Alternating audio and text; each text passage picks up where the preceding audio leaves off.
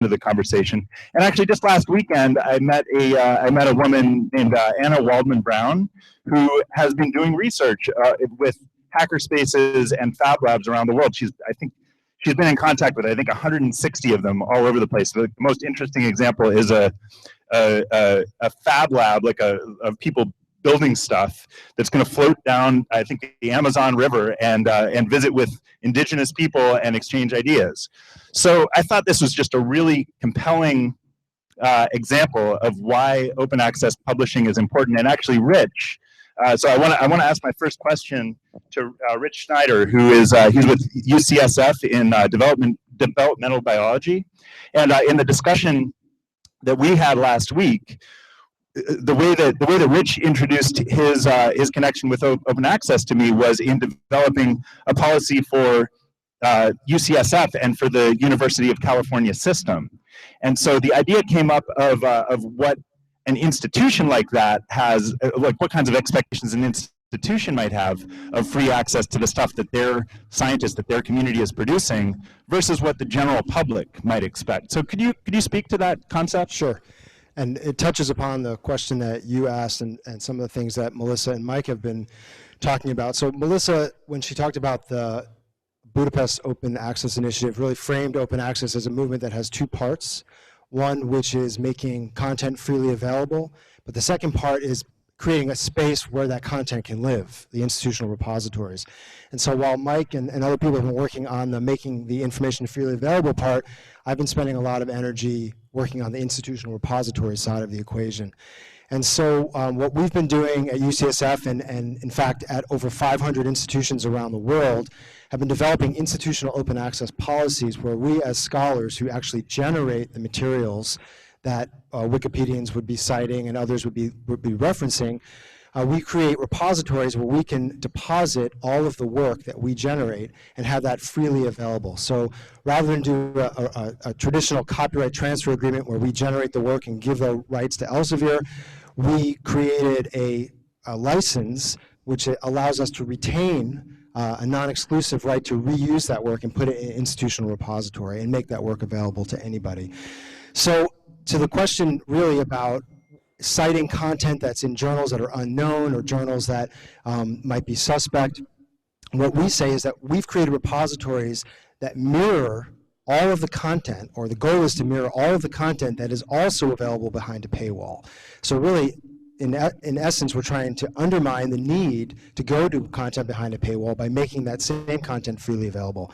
So in so doing, what we want to accomplish is a world where people, they can go to the paywall content if it even still exists, and they want to see things that are typeset and available with a publisher's sign on it, or they can go and they can get that same content freely available in an institutional repository. The goal here is really not to tell people which content they should be citing, but really to say, if you are going to cite content and it's available either as a paywall content or content that's freely available, why not align the open access movement with the mission of the open access movement with the mission of an organization like Wikipedia and reference that freely available content?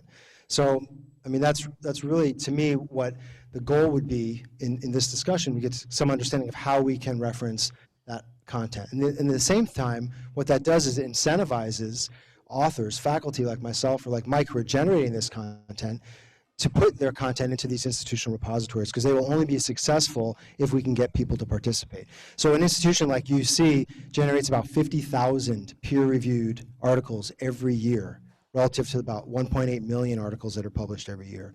And if all of that content based on our open access policy should be freely available to the world. So that's the goal, is to create an incentive by creating links and carrots rather than sticks to get people to come to the Wikipedia. Great. Yeah. All right, thank you. So next I'd like to bring our other Wikimedia Foundation guest in. Stephen Laporte is also with the Wikimedia Foundation, but plays a very different role from Jake. Stephen is a legal counsel, and his work involves free culture and open source licensing, governance within the Wikimedia and Wikipedia community, and public policy. And specifically, Stephen was involved with developing the Wikimedia Foundation's policy towards open access as a funding entity.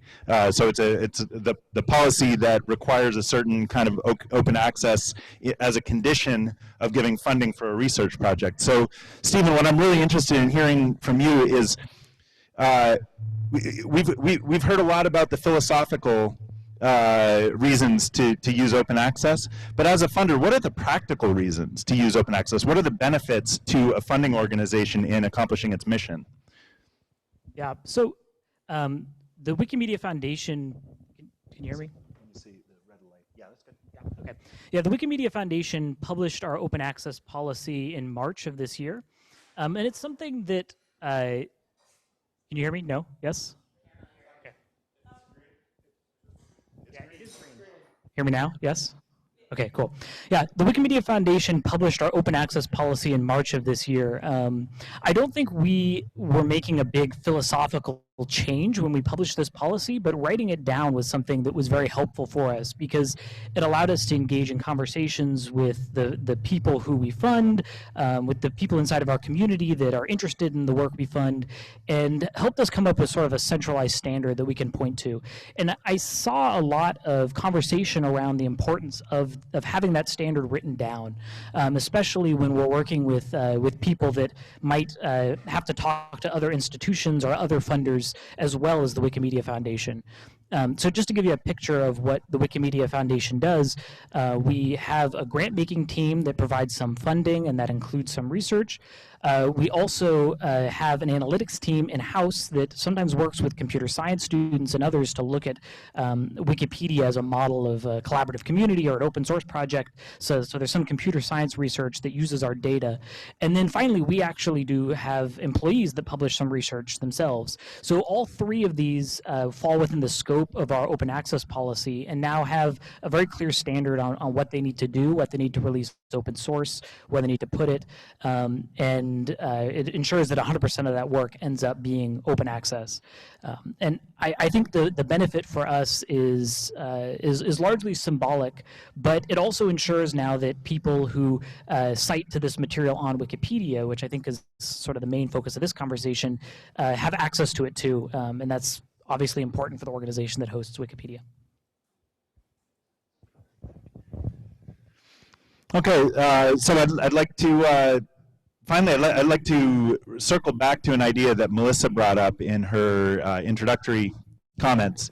She mentioned the idea of gold open access versus green open access. And just as a quick recap for anyone who's new to the idea, gold is the version that basically says a journal itself, when it publishes material, it publishes it under a free license that allows it to then be republished. Green open access is a standard where even a closed access journal, where the scientist or the scholar who writes the paper releases the paper themselves under a free license. So the publisher's version of it might be closed and might be subscription only, but then you might upload your own version of the paper to a different archive. There are lots of archives online, one of them in the Wikimedia world, Wikisource. You might just upload your paper to Wikisource. It's been published elsewhere, but now it's also available freely so that people can find it, even if it's a little more difficult to find. So I want to turn to our final panelist, John Dove, that we haven't heard from yet. So John is a former CEO of Credo Reference, which offers a huge amount of scholarly information. And John's, or Credo Reference, under John's leadership, actually ran the first project that was like the Wikipedia library. Before it was, I think, an inspiration for the Wikipedia library. And also this summer, John published a popular article about the approach to green open access publishing. So could you tell us a little bit about that, John? Yes. First, let me just say that in 2010, we approached Wikipedia. Actually, we started a couple years before about the possibility of being able to provide Wikipedian editors. We wanted the ones who were most prolific to be able to have access to a Credo reference. In many ways, this was just a gift. Credo started off at about the same time as Wikipedia did, from a standpoint of success with regard to users' access to information. It was just really clear that Wikipedia completely won that particular battle, if anybody thought it was a battle. On the other hand, Credo represented an encyclopedia about the same size as Wikipedia, but all from what even Wikipedia calls reliable sources. By the way, reliable doesn't mean true. It just means you might know who said it, and it needs to be checked. But in any case, we created this version, and it was really no matter than other than being able to be a tribute to Wikipedia. And one of the things about Wikipedia is, all of you know, is that you take a group of Wikipedians, you don't know who they are. You don't know what the rest of their life is like. You saw that, you know, some of the panelists here have edited Wikipedia entries, and some of them could be important librarians, some important to your business. So actually creating goodwill was something that we thought was a valuable thing to do. Now, I also say that indeed Credo is not scholarly communication. It's not, you know, the thing about the scholarly literature is that that particular kind of publishing from scholars for 350 years has been produced by people who do not expect any remuneration. They even participate in the peer review for free. And all of that is, they basically mostly worked in institutions where their salary that has covered their research has already been paid by society. So especially in the internet world, that information really ought to be free. So now that I've left Credo, I've actually been watching open access from the sidelines, and I did a careful reading of Peter Suber's book on open access. I highly recommend it. It's published by MIT Press.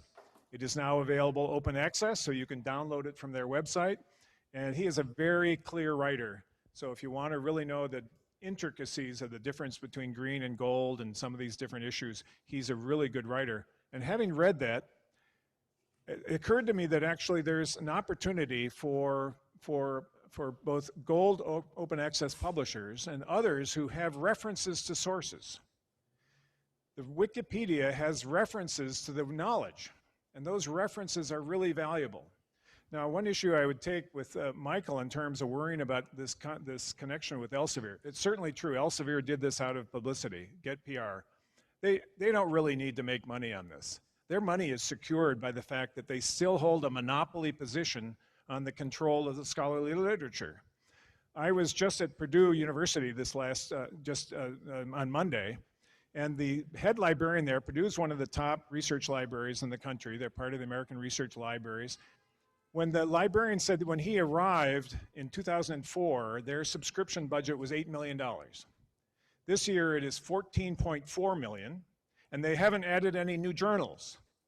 And that is a 5.5% annual average increase. So when he said that when he went to the president this year and asked for $800,000 more to pay for the increases, which Elsevier and others were charging, the president said, well, listen, you're going to have to present this to the faculty because they've never known what the differences are and the consequences of where they choose to publish. So he brought along with him the university press, which reports to the library, to basically give an educational about open access. Let me tell you that a lot of scholars don't know about open access, or things they do know they have wrong. And it's mainly shown up by the fact that indeed, although archival is a privilege or a right or whatever, I don't know the legal terms for it, 77% of professional journals now, publishers, now give some kind of authorization for lead authors to store a version of their work, which is what supports the repositories. But a tiny percentage actually do this. In fact, the head of UC Berkeley Press told me that she thought at UC Berkeley that it was less than 10%. So what this means is that there's a huge opportunity gap there between what could be archived and what is not.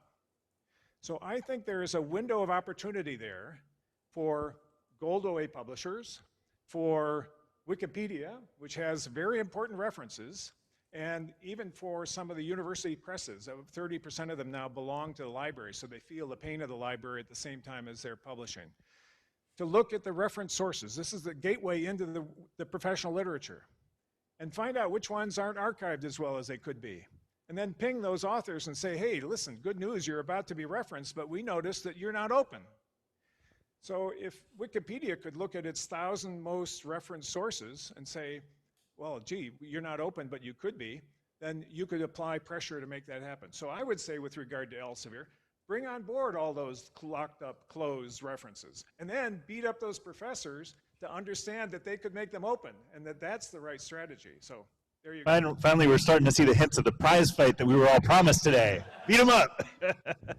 Okay, so I'd like to bring this back to Jake because I think Michael closed with before our break. Michael had some comments about the Wikipedia library program, and I think the part that I'd really like to see you pick up on, and go in a different direction if you like, but the part that really comes through to me is what John was reflecting here, the marketing advantage to Elsevier. And if we take it as a given that we basically agree that something like the Wikipedia library is a good idea, what do you think about the position that your program is in terms of dictating the terms of marketing that your partners use and the way that they talk about Wikipedia and their relationship to it? Do you think there's room for improvement there? How do you prefer to see your partners talk? And Michael and I had a little side discussion. This is the first time we've met, so it's nice to actually talk in person. And I think there's fair criticism is that this is not a donation, that it's an exchange or a deal or a trade. We could tell our partners to describe it as such. At the moment, we say. So what you're responding to, they said in their press release that they had donated subscriptions to Wikipedia, and Right, that might not be the best way to. Mutually beneficial access donation partnership program, or some really long acronym. By now, everyone's asleep, so it's not good marketing. It's right. No, like but it. I mean, we refer to them just colloquially as their partners. But what we do make clear is that our relationships with them are non-exclusive, and that means that we can pursue relationships with any other publisher we want, open access or closed, and that our editors have absolutely no obligation to use these sources or preference them over others. Now, that might seem like kind of not much of a barrier, because when you give someone something for free, they're likely to use it, even if they're not required to. They're kind of incentivized. But I mean, that is the current constraint. I'm going to kind of dodge your question, Pete, because I don't think that's the most interesting area, like how partners market ourselves. We have 45 partners. Only 2 of them have ever run a press release. So it's I don't think it's particularly the most interesting point. But what I'm really interested in is this notion of how we can get links to repository versions, preprints, or a service like the open access button, right alongside the links on Wikipedia. So I wanted just this idea. It actually took me a couple of reads or a couple of conversations for it to come through. So I just want to kind of recap for the audience the basic idea is that an article might be published in a journal that is only available by subscription, but the author of that article might have put it on their own website or on another repository where there's a duplicate or an earlier version of it that is available for free. So Wikipedia could cite the closed paywall version of it, but then put a link to that other version. That's the basic idea? Yeah, that's the basic idea, and it's part of the general philosophy that we want to give our readers as much information as possible with the citations. So we have a citation style that editors who receive these donations, we say they should follow. We don't mandate that they do because we don't control our editors, or, they're not ours. But it says, you should provide the full original citation, the publisher, date, journal, author, so that anyone can find it however they seek to find it. And then you should link to where you actually got it. If it happens to be behind a paywall, then you say, I got it via this publisher, and you note that this may require a subscription. And so we're telling editors as much as we can about. We'd like to tell them much more. We'd like to tell them things like, yes, there's also an open access version of this available in a repository. We need a couple things for that to happen. One, we need a good enough index of repositories or accurate index that we can actually tie into. And then, because we're a team of 2.5 people and none of us are coders, we need hackathons, we need events to actually build a bot that can go through, check the DOI, find the archives version, and place a link right next to it. So we're going to do that here, right? Next month, we're going to do that. from the audience, we're going to do that here next month. So is there an event that you want to announce? Is that? No, I'm just saying that's great. Okay. No, I was just going to comment need to on create the one that we can- logistics of that. I mean, so an excellent example would be for the entire biomedical literature that's NIH funded lives in the NIH repository. So you can search PubMed, you can find articles, and when you identify an article you're interested in reading, you can see whether or not that article coexists in the publisher's website with a button right next to what's called PubMed Central, which is any NIH-funded research has to, by law, be deposited into this repository. Wikipedia is pretty good at linking out to PubMed Central. You know, when it's there, it's pretty good at doing this. And I do wonder.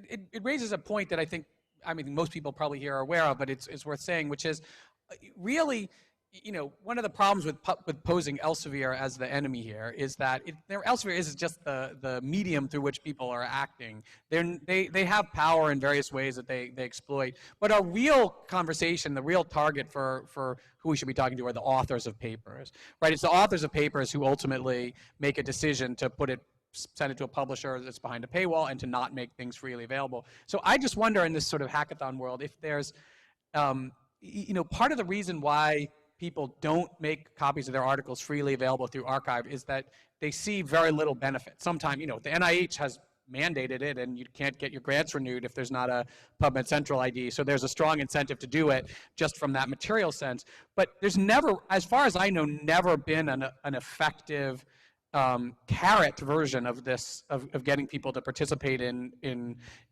archiving their works. And, you know, there are several sticks, but the carrot version doesn't exist. And I'm just wondering, I was thinking completely on the spot here, if Wikipedia actually doesn't have the opportunity to be that carrot, because people love to see their work cited in Wikipedia. And I wonder whether Wikipedia could just set up a place where you could just mail a copy of your manuscripts.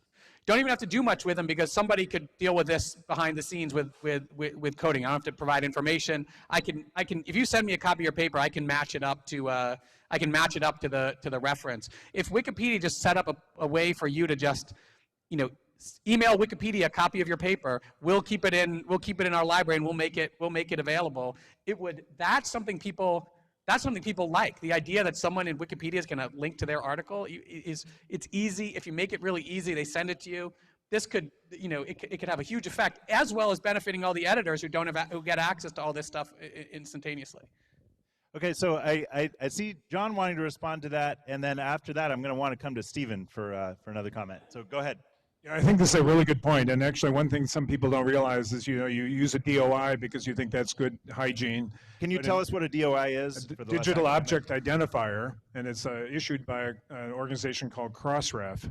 And I've talked to some of the technical people at Crossref and about the idea, gee, shouldn't that DOI bifurcate between, you know, the article of record that can maybe paywalled access and an archive version? And their reaction is, oh, the publishers, and you can guess who they might be, will never allow that because actually Crossref's board is all, I mean, it's basically it's funded by publishers. So here's, actually, I just wanted to say in terms of this, I've now been reading what online journals do with regard to formats like this. I hadn't paid attention to it before, and there's one that I came across that basically has 2 or 3 links after the textual description of the citation. The first link is to Google Scholar, which then pre-fills that search with the metadata from that citation. That's probably your best chance at possibly finding a repository or something else, some other version of it. It then has a link to the DOI, to Crossref, which is the DOI to the paywalled version. And then if it's a PubMed article, it's also got a PubMed link. So they have all 3 links. I think that's the right service for users, and I think Wikipedia should follow that best practice. Well, I'm also interested to, you pass that down? I'm also interested to hear from Stephen. Actually, Stephen, in his capacity as a volunteer, before he worked for the foundation, we both worked on a sister project to Wikipedia called Wikisource, which plays a similar role. So could you tell us a little bit about Wikisource? Yeah, so Wikisource is a Wikimedia project, a sister to Wikipedia, that hosts digitized versions of already published third-party sources. So if you have a book that is freely licensed and can be put online, such as one in the public domain, you can put it on Wikisource, and then we can cross-reference between Wikipedia and Wikisource the material. I don't see a lot of scholarly literature on Wikisource.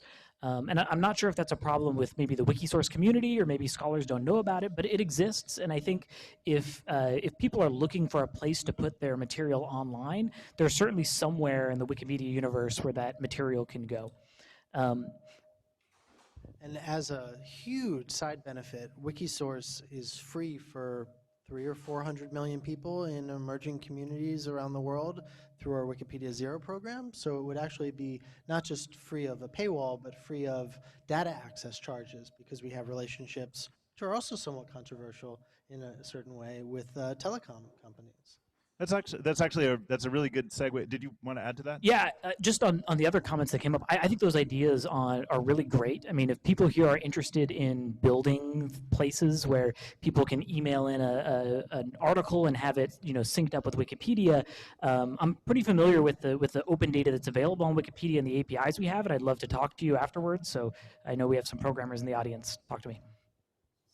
Also, I met the director of the National Information Standards Organization yesterday, and he was really interested in this, and there's some conversation going on about maybe getting a bigger hackathon together. So I think the time is right, to... Can I make, just responding to something that someone said before, I just want to, this has come up a couple times, the idea that people cite certain journals and certain, they like look to, I mean, even the word impact factor came up as a sense of reliability. And I think this is one thing that I think as a scientist I really want to correct in people's minds, which is the idea that there's really anything in the citation to an article that tells you about whether it's a reliable, I mean a true source. I mean, maybe we're using the word reliable. I mean, I think there's a ton of evidence and tons of reasons for this to say that most of what's actually published in scientific journals is wrong, either because it's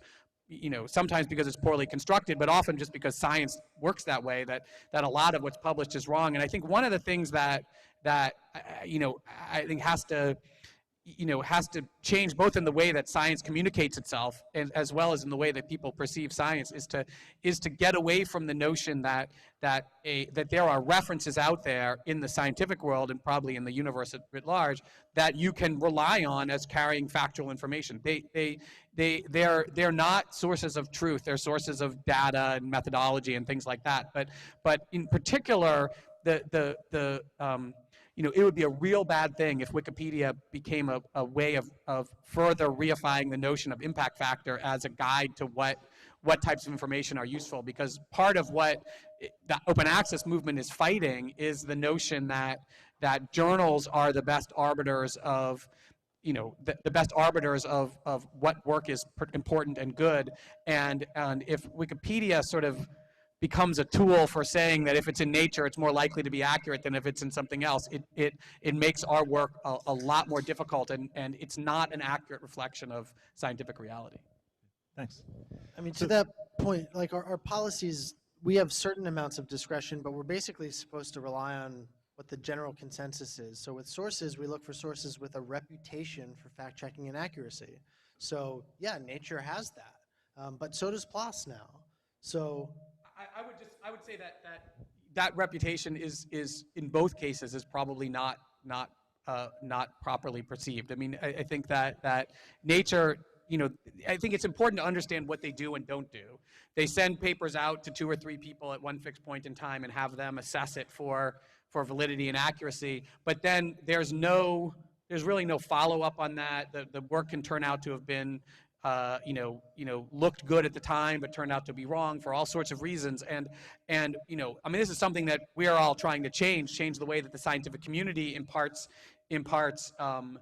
validity and consensus. I think this notion of sort of trying to capture some notion of scientific consensus, it's very hard to point to any place in the published world that gathers consensus. And in fact, scientific papers are much more likely to be published in high-profile places if they challenge consensus and if they if they offer up a new consensus, and because of that, they're actually quite often going to be wrong. And so it's this is not a burden that Wikipedia needs to bear, because it's really a problem with the way the scientific community reports on this information. But I think it's important that we that we not work at cross purposes here, and not have Wikipedia sort of cementing in something that actually it's actually against in the long run against what Wikipedia wants to accomplish.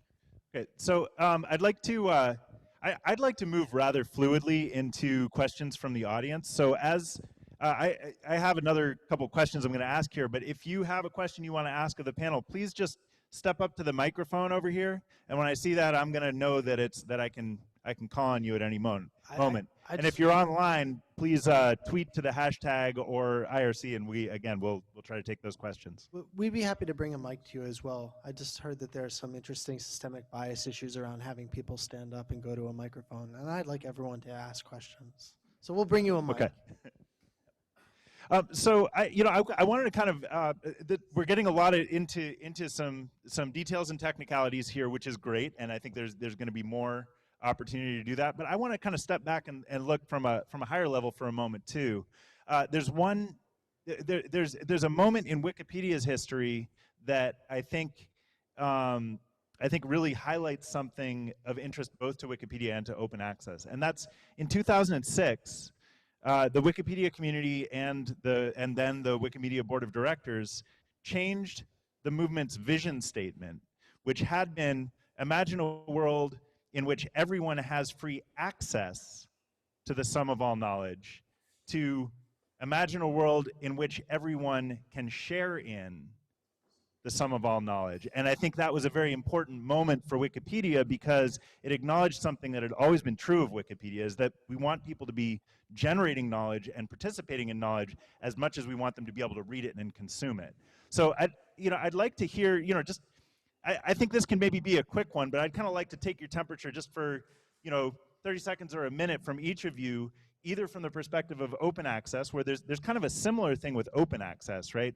Where the ability to read something is not the same thing as having it released under a free license where you can republish it and modify it. So why don't we just go down the line? Let's just start with John, and I'd like to hear from each of you about that. The founder of Silver Platter, which is the first company I worked at that was library related, is named Bela Hatvani, and he's quite a visionary.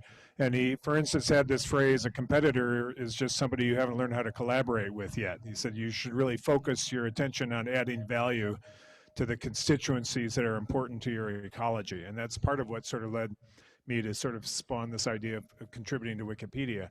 But he defined knowledge, and it's probably not a unique definition, as consensus belief. So it doesn't necessarily mean it's right. It's actually constantly under challenge and under development, which is sort of the whole development of science. So I think that Wikipedia plays this role. I think the idea of sharing is the right thing. Now, there is a difference between the objectives of an encyclopedia and the objectives of a scholarly journal. A scholarly journal article is really part of their citations has to give credit where credit was due. What are they building this work on? They're building the work on people who came before them, and they have to acknowledge that through the citations. The citations from an encyclopedia, it's tertiary information. It's a guidance to knowledge. It's sort of who can articulate best the descriptions and explanations of these things. So you many times have more choices as to who you need to go to. You don't have to go to the specific person who invented the whatever. You don't have that objective. It's not a requirement, whereas it is in scholarly literature. So I think there's those differences. Well, I would just emphasize some of the earlier points around the opportunities that exist through this situation, which is to leverage kind of the entire sum total of what Wikipedia represents against a publisher like Elsevier. So you've got both the open access movement and Wikipedia being really kind of democratic movements of large populations of people trying to take back what they themselves are creating. I mean, you look at Elsevier, they're not really creating anything. They're just a conduit through which they are deciding who and who does not get access to those creations. And so there's a huge opportunity here to leverage the strength and the numbers of people who are involved in these movements to change the behavior of the publishers and actually get out of it what we want. So we can incentivize faculty to participate. We can get Elsevier to extend the licenses to the authors that the authors deserve to have, that they might not know that they deserve to have, but that they really should be having, which allows them to redistribute their work freely. I mean, I will have to admit that I publish in an Elsevier journal because they bought the journal to my professional society that's been around for 150 years. But in so doing, I only agreed to send them my work when I got them to change the license of the author agreement to a CC BY. And that's what we all publish now. So working within the system to get them to change behavior.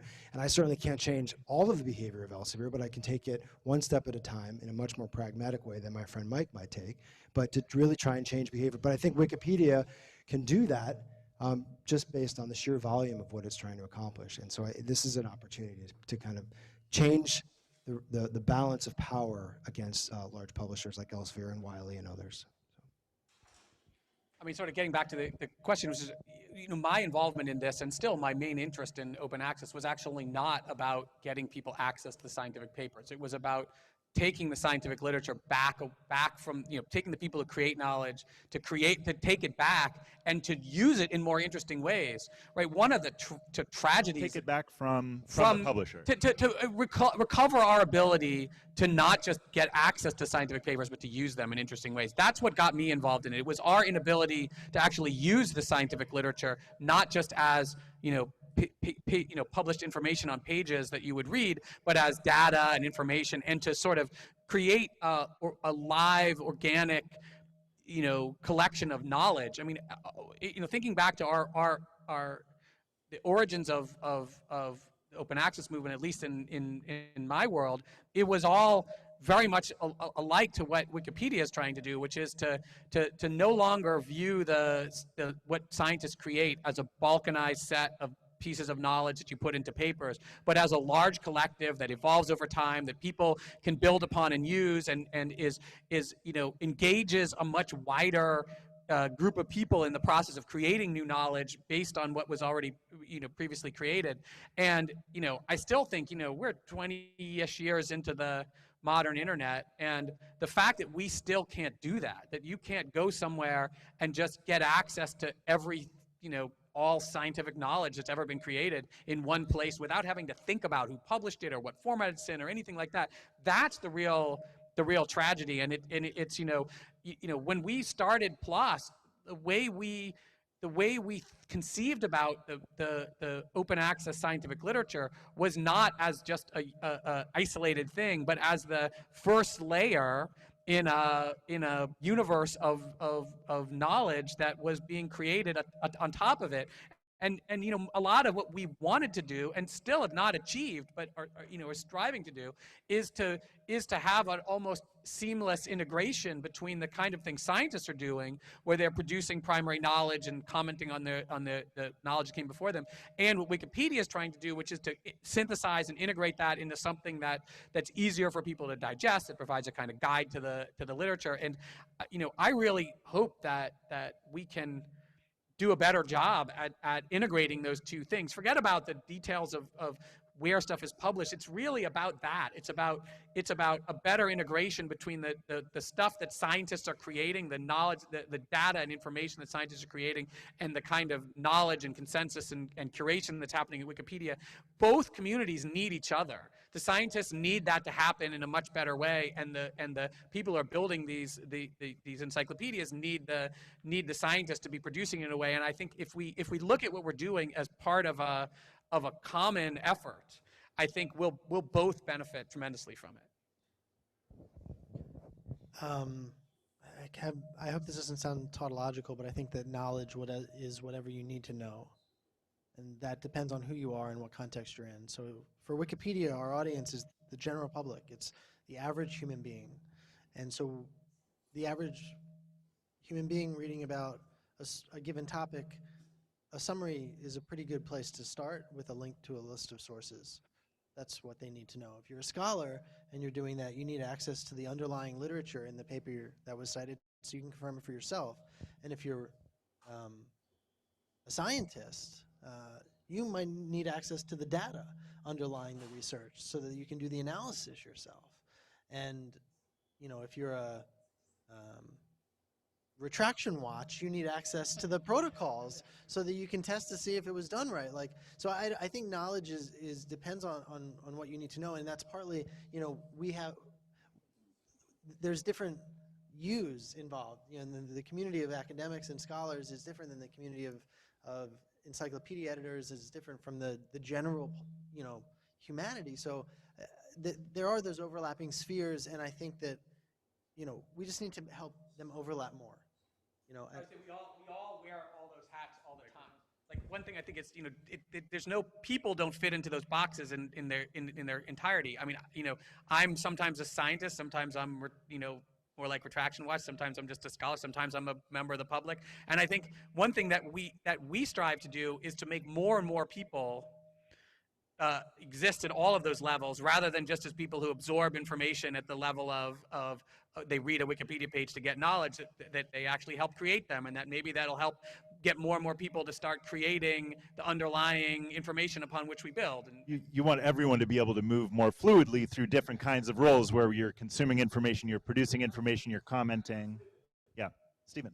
Yeah, I don't have much to add on all of those great points, but I do think one thing that sometimes people forget is that Wikipedia writes its rules in the same way that it writes its articles. They're written through consensus, and they reflect a community decision on all sorts of really abstract topics, like what is verifiability, what is a reliable source. These are things that are up for discussion, even if they look like they're set in stone inside of the Wikipedia community. So, you know, I encourage not just the people on the panel, but everyone in the room to participate in those debates and discussions and help shape, you know, the Wikipedia policies and rules that's best for Wikipedia.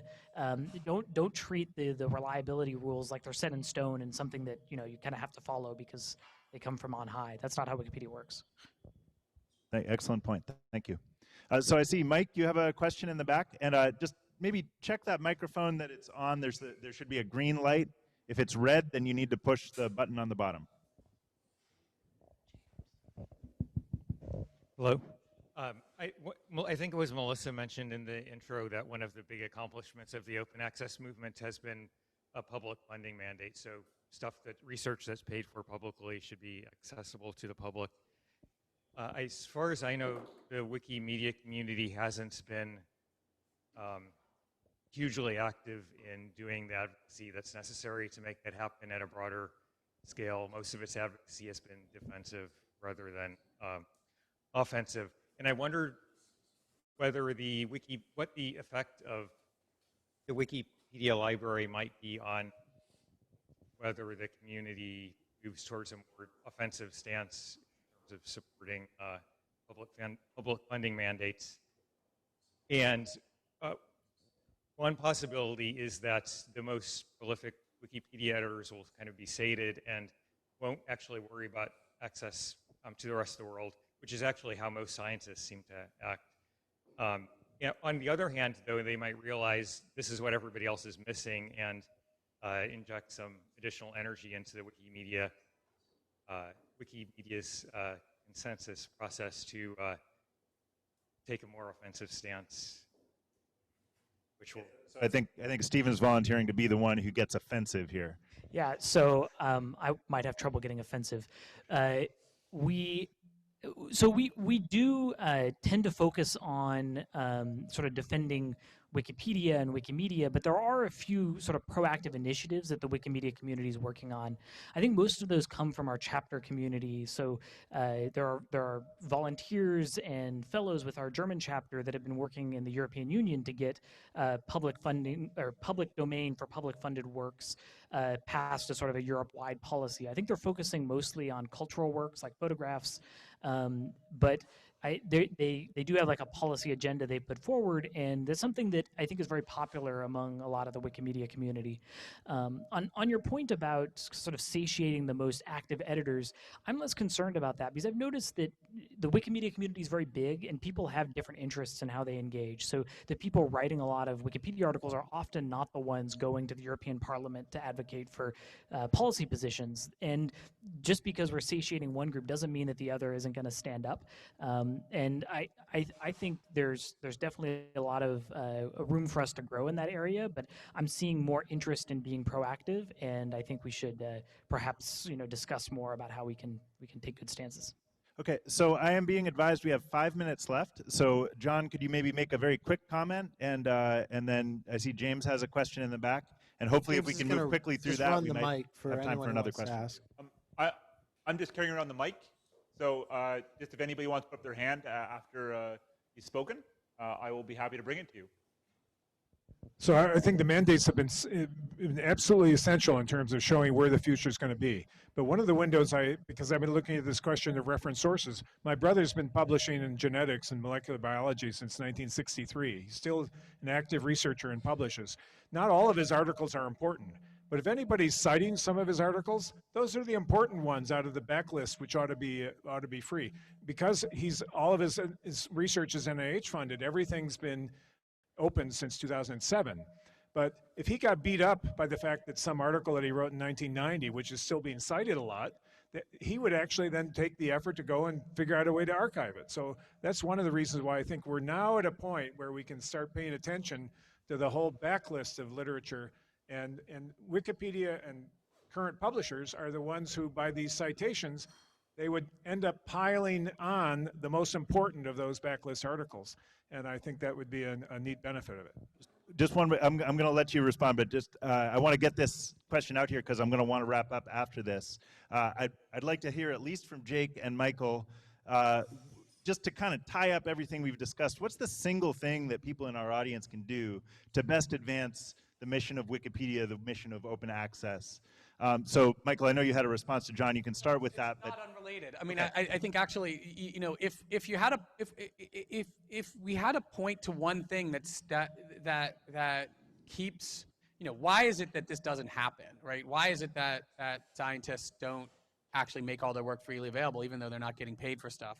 There's two reasons. First of all, they have a really strong incentive not to do it, which is that their careers are built on the prestige that comes from publishing in the top journal that they can get their papers into, and there's really, that's a very powerful force, and we can are working on ways to undermine it. But one of the reasons that it hasn't fallen so easily is that there isn't a counterforce in any meaningful way against it. And I think one of the ways in which you could have an effect on individual scientists, and we've sort of already talked a little bit about this, but also on policymakers and others, is to really emphasize just how valuable the scientific literature is to the rest of the world. And one of the things that can do that is to have it be better used in Wikipedia. And I think that I would say that the single most important thing we can do is not worry so much about the details of who's how people are getting access to what in building Wikipedia, but to make Wikipedia really, really successful, and especially as a way of highlighting scientists, the work of scientists in a different way than a citation in Nature does, and to try to make it so that people see and understand the importance and value of making their work freely available. And I do think there's interesting policy issues there, because if you're making work that's published in Nature or Elsevier or other journals as visible as other works, it does slightly undermine that. But I think really it is figuring out a way to give a counterbalance to the thing that drives scientists to put their works behind paywall, to give them the positive incentive to not do so. Great. So, Jake, I think you're going to have the last word here, because I think we're going to have to wrap up. Yeah, my last word is thank you. I just appreciate the opportunity for conversation. My kind of standard I've always aspired to as a Wikipedia editor, someone who gets potentially a lot of disputes, is to walk away from a conflict with a potential collaborator. And I think that you guys, thank Pete for brokering this truce, and you for coming without any malice, and for giving us some serious ideas and encouragement to push harder and to prioritize what we're doing around open access. But we need, what people can do is they can tell us, where is the open access literature? How do we find it? How do we build a tool that can associate it with Wikipedia links? Like, we will do all those things. So probably what you can do is, I don't know, tweet at WikiLibrary and say, I want to sign up for this hackathon. You tell me where it is and I'll show up. Because that's what we really need, is your expertise about the open access world that you're expert in. Great. Well, I think something that I was hoping to ask as a question, but I think I'm going to just kind of leave as a final thought, and this actually comes from our colleague Lane Raspberry, who talked about some of the metrics that you provide to publishers through the Wikipedia library program. And he made a point that seemed really compelling to me, that anything that can be done to make those kinds of metrics visible to open access publishers is really valuable as well. So they're probably and to scientists and authors. So I think we've heard a wealth of ideas tonight. As I've said to a few of you, I think the best sign of success tonight would be if we have good material for discussion and deliberation going forward. So please keep the Twitter hashtag that we had published, OAW15SF. Keep tweeting to that. I don't know that we can stay here to talk afterwards, but grab someone's business card, email them, stay in touch with us, and hopefully we can keep advancing on all these issues. Thank you all for being here. Thank you Thanks, so much everyone. for coming. Thank you to our audiovisual and tech support. You did a great job.